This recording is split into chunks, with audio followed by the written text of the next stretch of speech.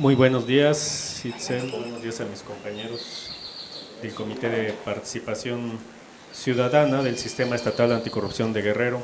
Vamos a iniciar la serie de entrevistas que teníamos previsto de acuerdo con la convocatoria para selección del secretario técnico de la Secretaría Ejecutiva del Sistema Estatal Anticorrupción, que en su base tercera, numeral 3, establece el proceso de elección a través de entrevistas individuales con los postulantes preseleccionados y estas se llevarán a cabo del 26 al 28 de febrero de 2019, previo citatorio.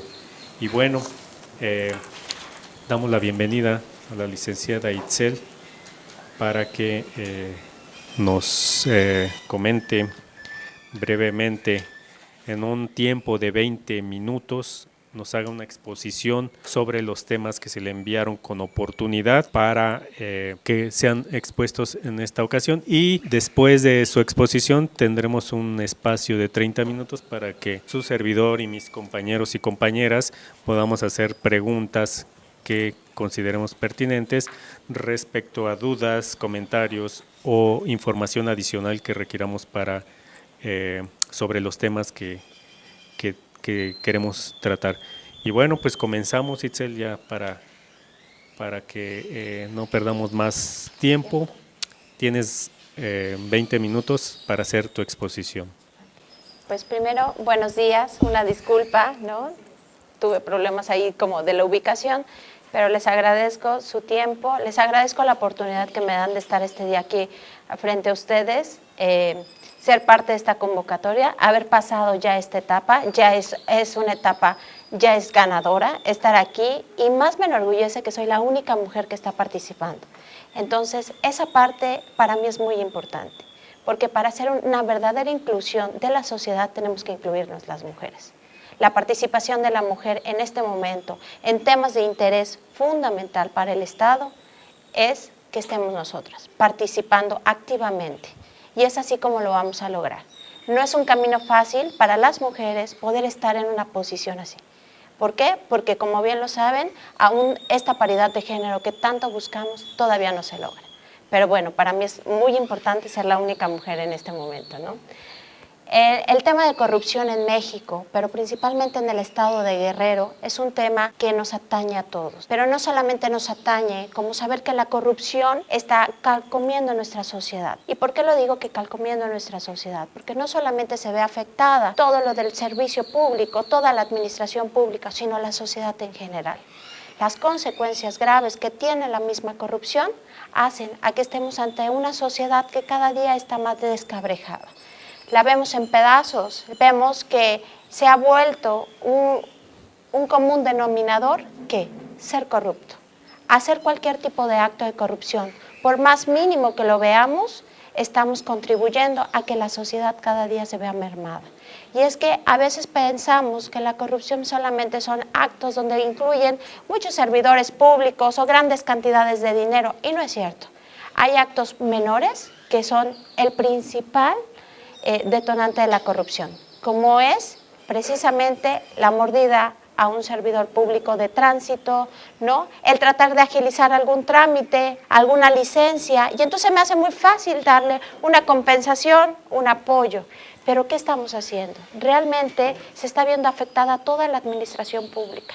Entorpecemos los procesos de la administración pública y a la vez afectamos a los grupos más vulnerables. La corrupción nos cuesta, y nos cuesta mucho dinero. Se han tratado de hacer muchos esfuerzos en este momento para poder empezar a combatirla. El tema de corrupción, o más bien la corrupción, no es un tema novedoso, es un tema muy antiguo, pero apenas se están tomando las acciones en México para poderla combatir. Es cierto que la ley es nueva, que los cambios que se hicieron a la propia Constitución son nuevos, no tenemos muchos años, y que en Guerrero, a partir del 2017, es que realmente se implementa todo este sistema estatal anticorrupción. Es ahí que entonces empieza a nosotros, el Comité de Participación Ciudadana. Es muy importante involucrarlos, pero para que funcionen tenemos que hacer funcionar todo el sistema estatal anticorrupción, y no nada más son ustedes, son todos los elementos que corresponden para que funcionemos.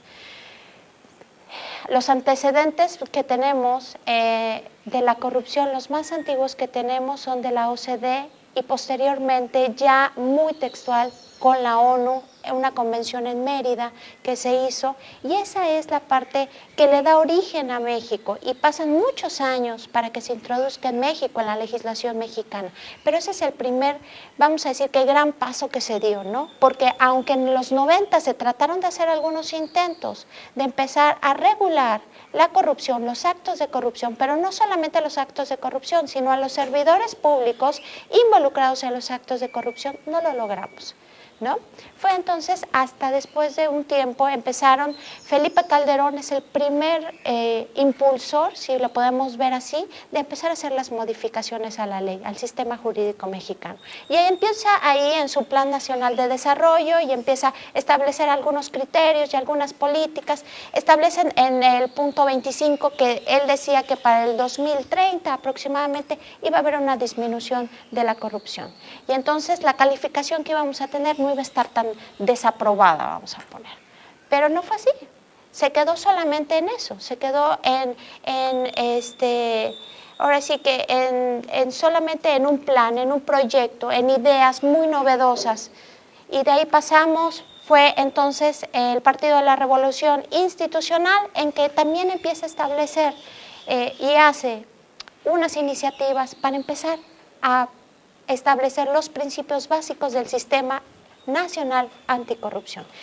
Empieza entonces el PRI, luego le sigue el PRD y luego le sigue por último Acción Nacional. Y entonces es como después de todo este tiempo que logramos nosotros poder exactamente el 27 de mayo del 2015 se publica el decreto de reforma de ley al artículo 113 constitucional y todos los demás artículos que obviamente y las leyes que se deberían de hacer. Entonces es ahí realmente cuando surgimos, cuando surge el Sistema Nacional Anticorrupción. Pero es de ahí de donde se van a desprender realmente nuestro sistema estatal. Pero el primer antecedente que tenemos es este, ¿no? Jurídicamente hablando, ya introducido en la ley, es este. Creo que es muy importante entender que pasaron más de 10 años entre la ONU, entre la Convención de la ONU y que nosotros nos metiéramos a realmente tratar de combatir la corrupción. Este periodo de 10 años nos dio, de cierta manera, una madurez jurídica para empezar a entender el tema. Porque sí es cierto, es un tema muy antiguo la corrupción, pero es un tema muy novedoso en las legislaciones. Y más en América Latina sigue siendo muy novedoso. ¿Por qué? Porque somos, desgraciadamente, de los países más corruptos que hay a nivel mundial, ¿sí? Entonces, el 19 de abril del 2016 se presenta la iniciativa con proyecto de ley de anticorrupción para el Estado de Guerrero. Son los primeros antecedentes que ya tenemos para el Estado. El 8 de febrero del 2017 se presenta la iniciativa con proyecto de ley del Sistema Estatal y Municipal Anticorrupción del Estado de Guerrero. ¿Qué nos dice el 113 constitucional? Pues el 113 constitucional nos dice que los estados tenemos que adquirir el mismo sistema que el sistema nacional, ¿no? La legislación nos está haciendo parte de, y a su vez también a los municipios, para que entonces sí podamos, los 3 niveles de gobierno, poder trabajar en conjunto en el tema de la corrupción. Fue en sesión del 11 de julio del 2017, se presenta el dictamen con proyecto de ley del Sistema Estatal Anticorrupción. Realmente era lo que mencionaba, ¿no? Es una ley muy nueva. Voy a citar textualmente el 113 constitucional porque creo que es importante saber el origen de nuestro Sistema Estatal Anticorrupción. El Sistema Nacional Anticorrupción, en la instancia de coordinación entre las autoridades de todos los órdenes de gobierno, competen en la prevención, detección y sanción de responsabilidades administrativas y hechos de corrupción, así como en la fiscalización y control de recursos públicos. El último párrafo del mismo artículo del 113 nos dice: las entidades federativas establecerán sistemas locales anticorrupción con el objeto de coordinar a las autoridades locales competentes en la prevención, detección, sanción de responsabilidades administrativas y hechos de corrupción. Ahí surge. Jurídicamente, ahí tenemos el surgimiento de nuestro sistema estatal anticorrupción y también de los sistemas estatales, sistemas municipales anticorrupción, porque sí es cierto, también el municipio está obligado a formar parte. Por eso decía que es muy importante, para que funcione la ley necesitamos trabajar en coordinación. Y es que es esa la finalidad del sistema estatal anticorrupción, trabajar en coordinación, hagamos equipo, el comité, ¿no?, la Secretaría Ejecutiva, el comité coordinador, y todos trabajamos en equipo y entonces es como se va a poder aplicar realmente las normas, las políticas públicas en lo que respecta a anticorrupción. Y bueno, en las láminas que hice, que no fue posible proyectar, hice el antecedente jurídico de cómo tenemos en el estado de Guerrero, artículo 36 de la Ley General del Sistema Nacional Anticorrupción, que también nos dice: las leyes de las entidades federativas desarrollarán la integración, atribuciones, funcionamiento de los sistemas locales, deberán contar con una integración y atribuciones equivalentes a lo que esta ley otorga al sistema nacional, y vuelve, hay una reforma al 198 bis de la Constitución del Estado de Guerrero, y ahí es ahí donde también le da origen, ¿no? El Sistema Estatal Anticorrupción de Guerrero es la instancia de coordinación de las autoridades estatales y municipales competentes en la prevención, detección, sanción de responsabilidades administrativas y hechos de corrupción, así como en la fiscalización y control de recursos públicos. Para el cumplimiento de su objeto se sujetará a las bases que se establecen. Entonces de ahí surge la ley 464 del Sistema Estatal Anticorrupción de Guerrero. Estos serían nuestros antecedentes a nivel estado del Sistema Estatal Anticorrupción. ¿Cuáles son los objetivos que busca la ley? El primer objetivo, que cuando leemos la ley, ¿qué busca? El primero, incluirnos como Estado, a ser parte del Sistema Estatal Anticorrupción. Hay algunos ensayos, estuve leyendo, que decía que muchos estados realmente pasó mucho tiempo para que pudieran empezar a tomar las acciones pertinentes jurídicas para involucrarse. Nosotros no, nosotros como Estado lo empezamos a hacer, lo tomamos, y entonces los objetivos primordiales es integración del Estado de Guerrero al Sistema Nacional Anticorrupción, mecanismos de coordinación, como bien lo mencionaba, bases para la prevención de hechos de corrupción y faltas administrativas, la coordinación para emisión de políticas públicas. Creo que esta parte, independientemente de las demás, de las bases para la prevención, la emisión de políticas públicas, porque para eso estamos, para emitir recomendaciones, para también nosotros ser el ejemplo de cómo se deben llevar a cabo las políticas públicas anticorrupción. Creo que el Sistema Estatal Anticorrupción y todo lo que comprende el sistema es para eso precisamente, para establecer políticas públicas que sean efectivas y eficientes para combatir la corrupción. De algo que me interesa mucho hablar es que para ser servidor público, como lo conocemos, porque estos cargos son de servidor públicos, tenemos que cumplir ciertos principios fundamentales. La ley los establece, pero ya en la práctica es diferente. Pero sí estoy convencida de que el servidor público tiene que tener dos cosas: principios éticos y profesionales, pero también la carrera profesional del servicio. Porque esto es una profesión, el servicio público es una profesión. Y entonces, en el momento en que tú profesionalizas a tu servidor público, va a estar, entonces sí, vamos a estar combatiendo la corrupción. La corrupción se combate con servidores públicos a la altura del cargo público, capacitados para el cargo público. Y entonces sí vamos a lograr que puedan cumplir con todos los principios,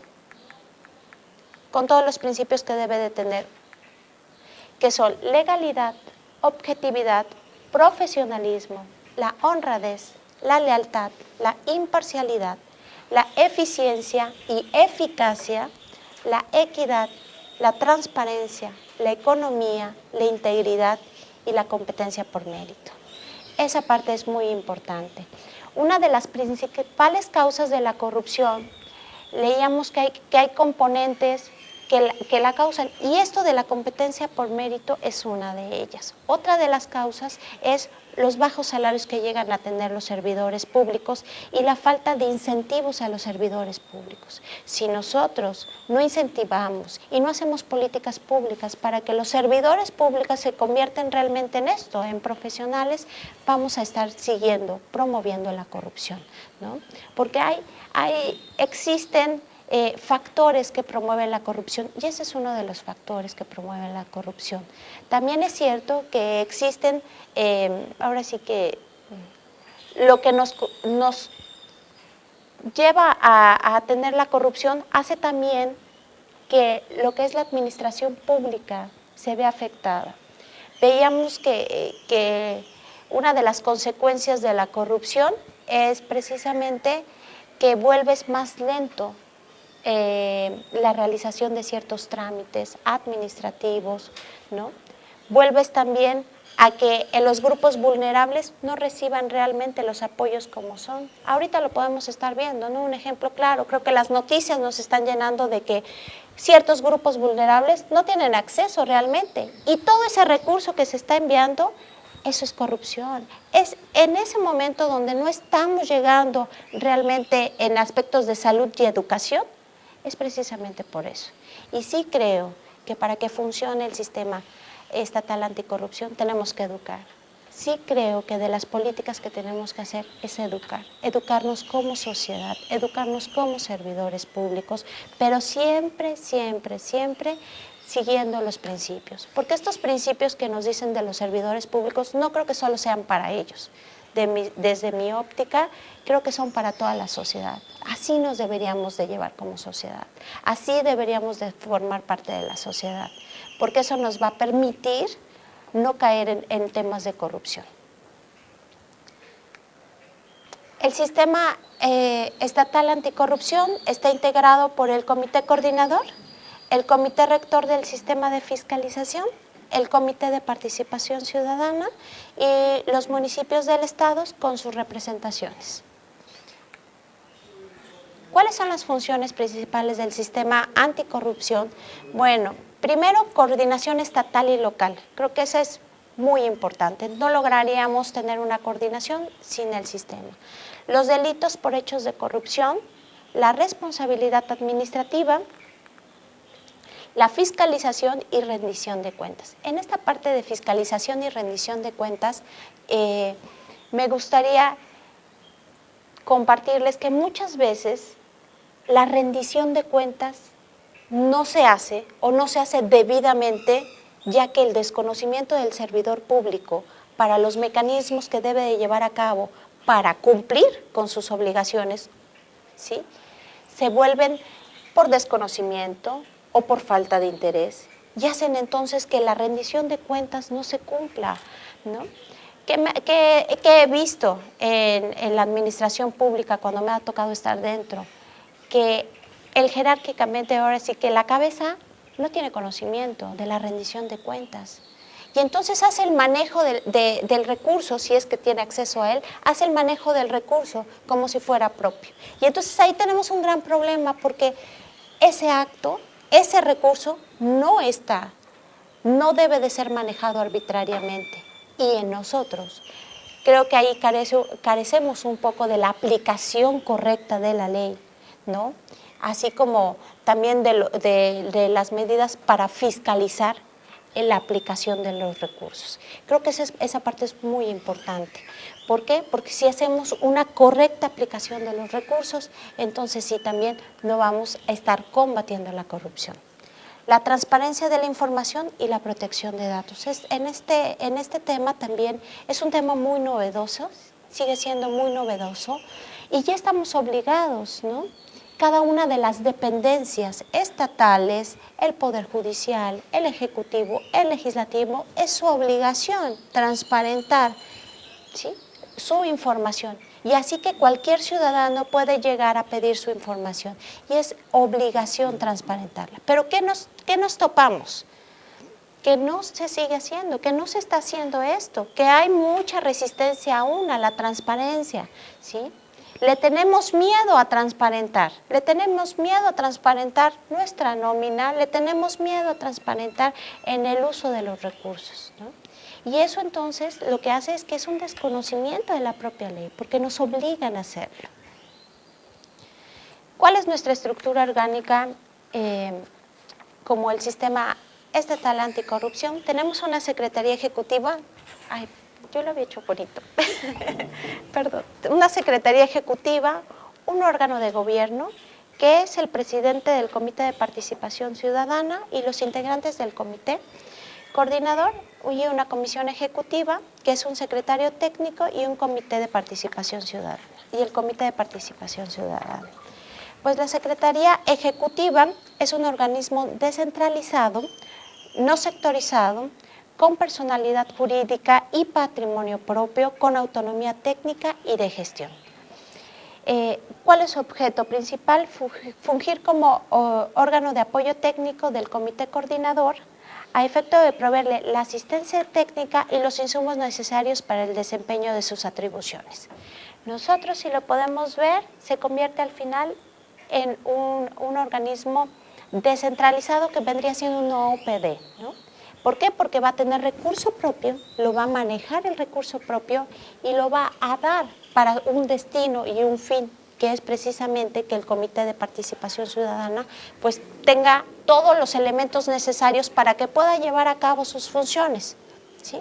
Pero la Secretaría Ejecutiva no solamente, ahora sí como comúnmente se dice, se va a mandar sola, tiene un órgano.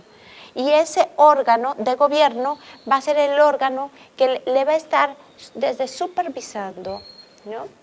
Va a estar formado también por el comité de coordinador y el presidente del comité de participación.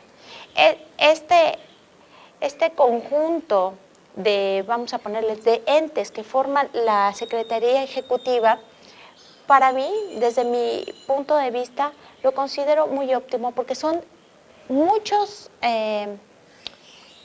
puntos de vista totalmente diferentes y no estamos dejando el poder absoluto sobre un servidor público. ¿Qué pasa? Cuando es solamente la toma de decisiones de un servidor público, se vuelve autoritario y gran problema de la corrupción es el autoritarismo. Bueno, ¿cómo están integrados el comité de coordinador? El comité coordinador va a estar integrado por un presidente, 6 representantes de órganos y dependencias relacionados con la materia. El presidente del comité coordinador va a ser el que nombra el secretario técnico y presidir el órgano de gobierno. Para irnos más rápido, voy a decir las funciones del secretario técnico: representar legalmente y administrativa a la Secretaría Ejecutiva, formular programas de acciones, proyectos de calendario de trabajos de sus comisiones ejecutivas, así del comité del coordinador del sistema.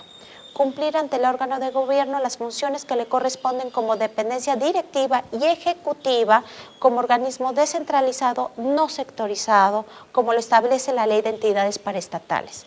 Esto es muy importante porque se maneja como una OPD, entonces tiene su propia personalidad jurídica y su patrimonio propio.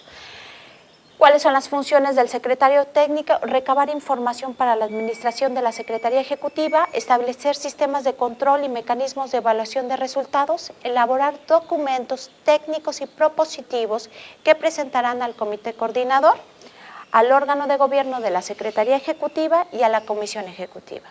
Elaborar los estudios especializados que acuerde el comité coordinador, así como los anteproyectos de informes del sistema que la comisión ejecutiva remitirá al comité coordinador. Funciones del secretario técnico: integrar y administrar las plataformas y sistemas digitales que establezca el comité coordinador. Actuar como instancia técnica del comité coordinador del sistema, elaborando propuestas que le son necesarias proponiéndole evaluaciones y estableciendo procedimientos de control de sus insumos, actuar como instancia técnica y apoyo de la Comisión Ejecutiva, de la Secretaría Ejecutiva, elaborando las metodologías, indicadores y políticas integrales que una vez discutidas someterá al Comité Coordinador del Sistema. ¿Qué realizaríamos? Capacitación constante a las entidades públicas. Estoy casada con la educación, con la capacitación. Es el primer paso para realmente combatir la corrupción. Reforzar las áreas de transparencia y acceso a la información, trabajar en políticas públicas encaminadas a la vigilancia ciudadana en el manejo de los recursos públicos, fomentar la política de cero corrupción y cero impunidad en el sector público. No me duelen los actos de la gente mala, me duele la indiferencia de la gente buena. Martin Luther King. Muchas gracias. Vamos a pasar ahora a una sesión de preguntas de mis compañeros del Comité de Participación Ciudadana. Y si me permiten, pues quisiera yo comenzar planteando algunas. La primera que te quiero hacer es, ¿cuáles serían las primeras medidas específicas? Ahorita te referiste a propuestas muy generales de cómo combatirías tú la corrupción, pero yo te pregunto, ¿cuáles serían aquellas primeras medidas específicas para combatir la corrupción desde tu posición como secretaria técnica? Primero, tendríamos que estar en coordinación con el comité coordinador. El comité coordinador, como sabemos, está integrado por grandes personalidades, son 6 miembros, pero estos miembros son el Auditoría Superior del Estado, es el de Transparencia, ¿no? Es el del Tribunal Administrativo. ¿Qué tenemos que hacer? Trabajar en conjunto. Yo creo que la primera sería trabajar en conjunto y empezar a emitir regulaciones. Y yo sé que son regulaciones no vinculativas, pero podemos empezar en los puntos rojos que tenemos del Estado. Sabemos, tenemos detectados dónde están los puntos rojos del Estado, dónde están realmente, se han hecho evaluaciones de dónde hay el mayor número de corrupción, de actos de corrupción. Y entonces tenemos que empezar por ahí. Trabajar en conjunto, en coordinación, es la mejor manera en que vamos a poder empezar. Yo empezaría a combatir la corrupción. Ok. Una segunda pregunta sería, ¿cómo crees que debe funcionar operativamente la relación entre la Secretaría Ejecutiva y la Comisión Ejecutiva del Sistema Estatal Anticorrupción del Estado de Guerrero? La Secretaría Ejecutiva y la Comisión. Y la Comisión Ejecutiva. Es una relación coordinada al final, pero nosotros, la Secretaría Técnica, le va a dar todos los elementos, todo lo indispensable para que entonces pueda el comité ejecutivo pueda realizar la función, porque dentro del comité ejecutivo, como bien lo estuvimos mencionando, está el presidente de la Comisión de Participación Ciudadana, ¿sí? Y está el comité de coordinación. Entonces, vamos a trabajar de manera conjunta, coordinada, para que entonces tengan todos los elementos necesarios. La Secretaría Técnica tiene que ser un facilitador, para poder desempeñar la función anticorrupción, para poder hacer las políticas necesarias, pero también tiene que ser facilitador para dar los recursos necesarios, para que entonces sí podamos trabajar. Porque como bien lo dice la Secretaría Ejecutiva, es un ente, es un OPD al final. Es un organismo con personalidad jurídica propia, pero con patrimonio. Y ese patrimonio tiene un fin. ¿Y cuál va a ser su fin? Bueno, que al final queremos combatir la corrupción. Bueno, por estos nosotros somos los facilitadores para todos. Es una función de dirección al final el secretario técnico que va a dirigir la Secretaría Ejecutiva para que pueda desempeñar las funciones. Muy bien, pues le voy a pasar el micrófono a mis compañeros para que puedan plantear ellos sus preguntas. Gracias. Hola Itzel, buenos días. Buenos días. Bueno, yo quisiera preguntarte primeramente ¿Cuál es el conflicto ético más importante al que tú te has enfrentado en tu experiencia profesional y cómo lo resolviste? Ok, muchas gracias. Pues creo que ahorita está muy en todos los medios, y lo pueden ver. El conflicto ético con el que, gran reto que me presenté, fue el sindicato de Capache, con ellos. ¿Por qué? Porque si sabemos, el sindicato fue creado para buscar el beneficio de los trabajadores, pero no para servirse a los líderes sindicales. ¿Qué tenemos de conflicto? Me tocó vivirlo de cerca, tener las pláticas con el líder sindical de Capache. ¿Y qué pasa? Éticamente, ellos solicitaban o pedían un dinero, si lo podemos ver así, porque ni siquiera son participaciones para sus trabajadores, más bien es recurso, eso es lo que piden, recurso que se los debes de dar por obligación, no por derecho, sino por obligación, simplemente por ser líderes sindicales y por tener la posición. ¿Cuál fue el mayor conflicto? Ese, no permitir dar un recurso de un ente que no tiene financieramente techo presupuestal. No podía yo permitir seguirle otorgando beneficios a beneplácito del líder sindical solamente por el hecho de creer que por líder sindical tiene derecho. En ese momento, como está ahorita la Capache, estaba en la misma situación financiera, un déficit impresionante, como el que tiene en este momento, si no es que mayor, pero sus trabajadores, lo más importante que teníamos nosotros que cubrir era el sueldo y salario de los trabajadores. Creo que es prioritario. Entonces, no permití esos abusos, no los permití, y hasta el momento esa es mi posición. Yo no permitiría un abuso por parte de un sindicato cuando no está beneficiando a su base trabajadora, más bien es un beneficio personal. Y entonces ahí entra tu ética, o pagas una quincena o le das y te va a tomar la calle. Pues que tome la calle, ¿no? Porque me prefiero pagarle a mis 300 trabajadores que tengo, porque ellos tienen familias. Y eso es más importante que cumplir un capricho. Buenas tardes, Itzel, bienvenida. Bueno, la siguiente pregunta es, quisiera que nos mencionaras 2 tareas de atención inmediata a realizarse en este 2019, que como secretario técnico es importante realizar, y de la mano con el Comité de Participación Ciudadana.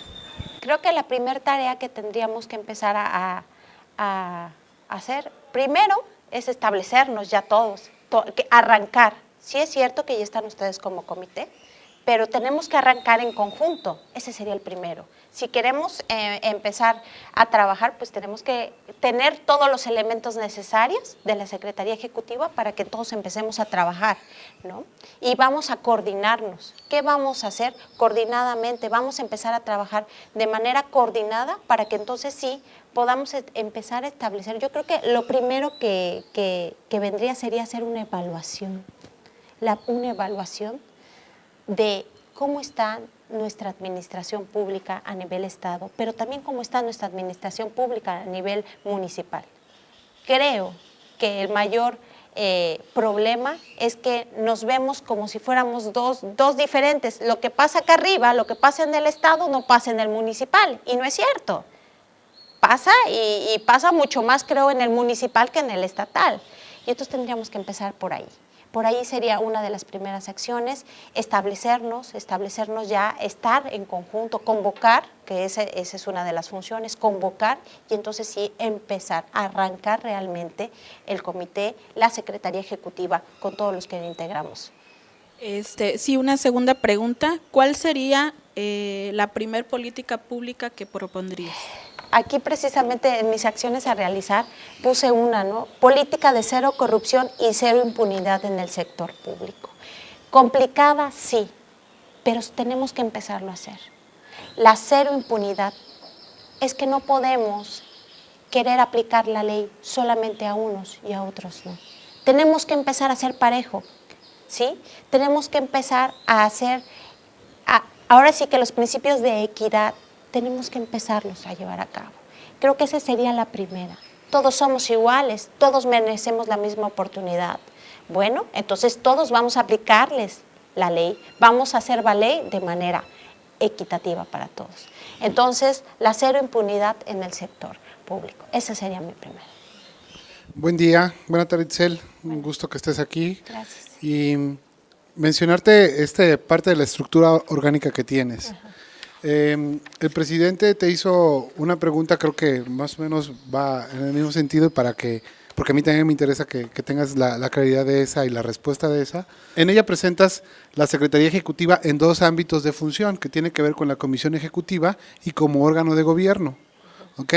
Entonces, en la Comisión Ejecutiva, en la parte del Comité de Participación Ciudadana, como secretario técnico, y en alguna de las funciones que se tendrán que desarrollar, dentro de esto se tendría que ver con cuestiones de política pública. Ahora, viendo todo esto, nada más te pido que, muy probablemente uno de los ejemplos que me estés diciendo, que me des una ruta de todo esto en términos para ver cómo desde el Comité de Participación Ciudadana, secretario técnico, Comisión Ejecutiva, órgano de gobierno, comité coordinador, para que tu política pública en la que estás comentando, en las que tengas de ellas, la tengamos como algo, un ejemplo más cercano a la operatividad en la que tú te puedas desenvolver. Ok, claro que sí. Como saben, el Comité de Participación Ciudadana recibe denuncias ciudadanas de actos de corrupción. Entonces, al momento que recibe el Comité de Participación Ciudadana, ¿sí?, lo va a discutir y la va a llevar a un ámbito superior. ¿Para qué? Para que entonces todos tengamos conocimiento. Puede ser una denuncia que realmente en la exposición de motivos de la ley estatal anticorrupción hablaban del tema de Ayotzinapa, ¿no?, en la exposición de motivos, y decía del tema de Ayotzinapa. Yo quiero poner tal vez me fui muy arriba, pero puede pasar. ¿Hay algún acto de corrupción? No solamente la corrupción es por dar una mordida, no, sino hacer uso indebido de tu función pública, de tu cargo pública. Y de ahí, entonces tú tener un beneficio. Y entonces en ese beneficio el ciudadano se puede haber visto violentado en sus derechos. Y fue al Comité de Participación Ciudadana, estableció la queja, apoyo, la ayuda. Y entonces estamos obligados a que ustedes también vayan a la Comisión Ejecutiva. De ahí la Comisión Ejecutiva se lleve a la Secretaría Ejecutiva. ¿Para qué? Para que así también los de la Comisión de Coordinación revisen el tema, porque puede ser una denuncia ciudadana que se veía tal vez muy simple, pero no, tiene un trasfondo. Y entonces todos nos tenemos que ver involucrados, y de ahí puede surgir una política pública, establecer una sanción administrativa a algún funcionario, porque es necesaria a veces las sanciones administrativas. Como sabemos, no nada más está el auditor superior del Estado, también está el de transparencia, está el del Poder Judicial. Entonces están varios personajes involucrados, y que con todos podemos. Esa es nuestra finalidad. Nuestra finalidad al final es emitir políticas públicas no solo de prevención, sino de fiscalización, ¿no?, y de control de corrupción, de los actos de corrupción. Ahora bien, mencionas también el tema de integración de los municipios en ese mismo esquema, en la misma estructura que te comenté. Para mí eso es entenderlo como una política pública. Dime cómo la vas a implementar. Los municipios están obligados, a transparentar. Deben de tener primero un área de transparencia, ¿sí? Y 2, deben de tener representantes que van a ser los que van a estar dentro también involucrados en el sistema estatal anticorrupción. ¿Por qué? ¿Por qué tenemos que tener representantes del municipio? Porque, como bien lo decía al principio, todos tenemos que estar involucrados, los 3 niveles de gobiernos, para poder combatirla. Entonces, lo primero es involucrar al ayuntamiento, al municipio, a que mande sus representantes. 2, que establezca transparencia, porque debe de tener su área de transparencia o su secretaría o su dirección de transparencia, ¿no? Tengo entendidos que algunos municipios en Guerrero sí lo cumplen y otros tantos no. La capital sí tiene transparencia, pero otros pequeños no cuentan con transparencia, no tienen ni siquiera la página de internet para poder subir toda la información y por ende, bueno, no cumplen con ninguna de las normativas, ¿no? Buenos días, Itzel. Muchas felicidades. Muchas Antes gracias. que nada, tocaste dos puntos, desde mi punto de vista, muy importante en cuanto a la fiscalización y rendición de cuentas que no se cumple o no se lleva a cabo, una por la falta precisamente de conocimiento de la cabeza, si hablamos de municipios del alcalde, si hablamos de alguna secretaría del secretario, en fin. ¿Qué harías tú? ¿Qué política pública establecerías? Una, para que esas cabezas, esos directivos estén conscientes de que al tomar un cargo de esta magnitud, no por obligación constitucional tienen que rendir cuentas, sino por obligación moral. Uno, ¿qué harías ahí? Complicado, lo veo, porque al final volvemos a los principios éticos del servicio público, ¿no? Por ética profesional debería de estar actualizado, ¿no? Porque si vas para un cargo, ya sea de elección popular o a su vez algún cargo del Poder Ejecutivo, deberías de tener la capacidad y aparte haber estado en constante capacitación para saber cuáles son tus obligaciones, porque esto es una obligación. El cumplir con esta normatividad es una obligación. Entonces, ¿qué tendríamos que implementar? Siempre he dicho que los recursos humanos en la administración pública carecen de eso, de recursos humanos. Los recursos humanos, si vemos en la administración pública, no funcionan como tal. No hay tal. Es raro el cargo, ¿no?, de servidor público que cumple con todos. A veces la misma ley nos establece que debe de cumplir, debe de ser persona afín a la profesión, el fin y muchas cuestiones así, y no lo cumplimos. Y no lo cumplimos porque se da el padrino, no lo cumplimos. Y entonces nos vemos ante esta situación. ¿Qué debemos de implementar? Recursos humanos. Pero recursos humanos, lo que realmente son recursos humanos, políticas para que se capaciten, es que ya no se convierte en la obligación, como usted bien lo dice, sino se convierte en realmente cumplir con los principios éticos que tenemos que. Como individuos, la ética debe ser primordial. Para que puedas desarrollar una profesión, tienes que cumplir con la ética como individuo, ¿sí? Entonces, creo que por ahí me iría, ¿sí?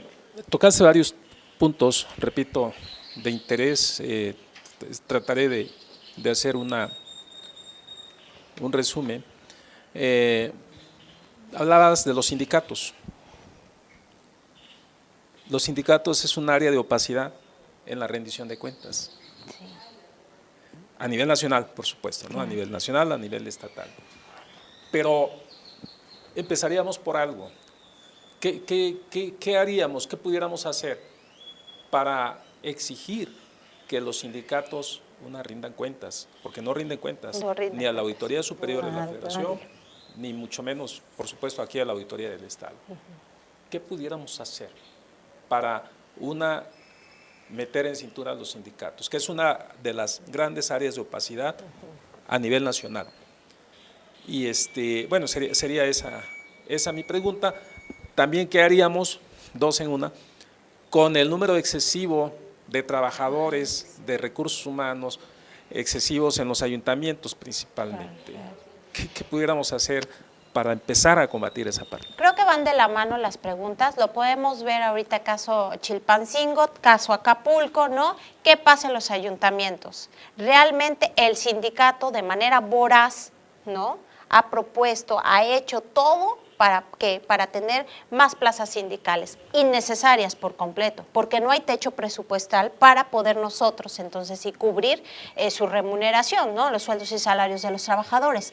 Entonces, ¿qué tenemos que empezar a hacer? Primero, empezar a ver la regulación sindical y empezar a establecer ahí algunos, ahora sí que criterios, ¿no?, criterios que nosotros ¿Para qué? Porque ya en la práctica el sindicato funciona, yo así lo veo, solamente funciona en el papel, se ve muy bonito la figura del sindicato, pero ya en la práctica vivimos en unos sindicatos muy voraces, unos sindicatos que realmente ya no cumplen ni siquiera sus estatutos, no están cumpliendo con ninguno de las finalidades por el que fue creado.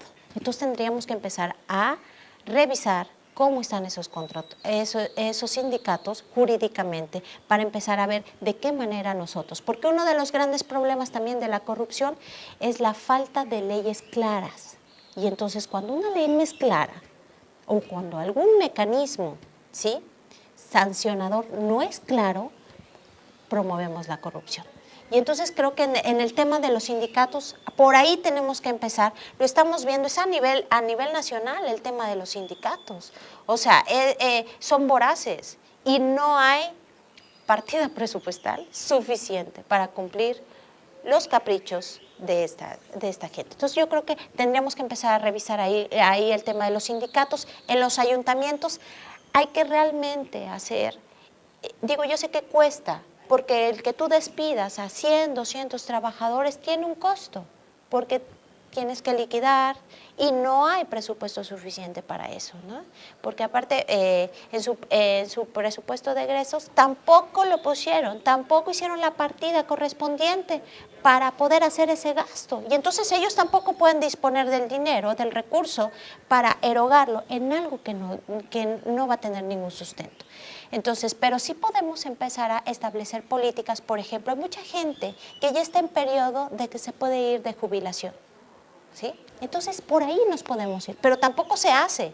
Entonces, podemos empezar a promover que, ok, la gente que no, vamos a mandarla ya a jubilar, porque ya tienen los años de servicio, ya tienen 30, 25 años, por ahí. Y hay una gran cantidad, yo llegué a hacer ese ejercicio en Capache, de la gente que ya se podía ir pensionada o jubilada, ¿sí? El caso de Capache muy específico, por ejemplo, el tema del seguro social. ¿Qué pasa? Cuando ese OPD se formó, cuando lo formaron, hicieron mal el registro ante el Seguro Social. Y entonces está como padrón, pero en otra categoría que no debería de estar. Y es muy alto. Pero ya ahora le dices al sindicato, te voy a bajar, porque tú no deberías de estar en ese apartado de la ley, vas a otro, y entonces el sindicato te brinca y te dice, ¿cómo me vas a quitar mi derecho al Infonavit? Oye, pero si nunca lo usas. Y entonces ahí tendríamos que empezar a revisar ese tipo de procedimientos que se han llevado a cabo dentro de la administración pública, malamente, porque nos falta una orientación. Porque a veces carecen estos servidores públicos de realmente un asesoramiento o una dirección correcta. Yo finalmente te quiero preguntar, ¿por qué consideras tú que eres el candidato o la candidata idónea para ser secretario técnico? ¿Qué cualidades tienes? Gracias. Bueno, primero quiero agradecerles la oportunidad. Hablar de uno es complicado, ¿no? Pero lo haré. El primero, creo que es cierto, soy joven, aún no tengo la experiencia que pueden tener otros, pero tengo dos cosas. La determinación de querer hacer bien las cosas, fundamental. La determinación de querer ejercer la función del servicio público, cumpliendo siempre la ética profesional. Para mí es importante servir, pero servir correctamente, porque de nada nos sirve servir y estar viciados. No, en el servicio. El secretario técnico para mí es una gran oportunidad, ¿sí? Pero una oportunidad de crecimiento, de aprendizaje, porque son grandes los que están dentro de toda la Secretaría Ejecutiva, el comité, ustedes, ¿no? El comité de coordinación. Para mí es una gran oportunidad. Creo que tengo la capacidad para poder enfrentarme a situaciones complejas, porque sé que las va a haber. Tengo la capacidad también para poder estar capacitándome constantemente, que eso es una de mis premisas primordiales. Me gusta capacitarme, me gusta estudiar, porque simplemente creo que educándonos es como podemos salir adelante, solamente educándonos. Entonces, esa parte, creo, tengo la capacidad para poder sobrellevar un OPD de nueva cuenta. Este es un OPD, he estado en 2 OPDs y esto para mí es un OPD, pero desde una manera, de una dirección correcta, de un rumbo fijo y más que nada tengo la oportunidad de hacer algo trascendental, que es el combate a la corrupción. Creo que esto es el primer gran paso de muchos que se va a hacer historia. Si nosotros logramos empezar a, como siempre lo digo, a sembrar la semillita, vamos a ver luego un gran árbol. Y ese gran árbol nos va a dar este beneficio y esta satisfacción de saber de que fuimos parte de este sistema, del sistema estatal anticorrupción y del sistema nacional anticorrupción. Pues muchas gracias, licenciada Itzel Figueroa Salazar. Con eso agotaríamos esta parte de la entrevista. Y agradecemos mucho la exposición, las respuestas a las preguntas y la invitamos a que esté pendiente de los resultados después de la deliberación que vamos a hacer, los resultados que serán publicados el día 4 de marzo en nuestras redes sociales y seguramente en alguna conferencia de prensa, ¿no? Pues muchas gracias, muchas por gracias su participación. a ustedes por su tiempo. Muchas gracias por el tiempo, por la oportunidad. Muy agradecida de compartir con ustedes este tiempo. Gracias. Gracias.